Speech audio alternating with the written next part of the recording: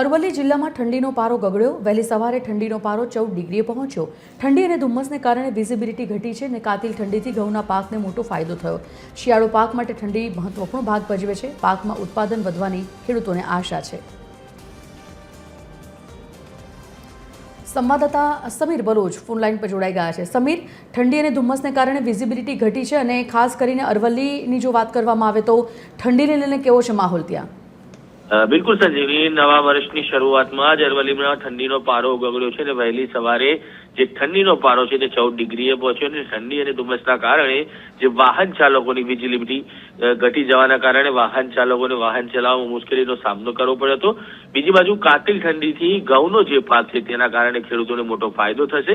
શિયાળુ પાક માટે ઠંડી જરૂરી પાકમાં ઉત્પાદન વધવાની ખેડૂતોને આશા છે ત્યારે ઠંડીને લઈને હાલ ખેડૂતો ખુશખુશાલ જોવા મળી રહ્યા છે। સંજીવની, ધન્યવાદ સમીર સમગ્ર જાણકારી બદલ।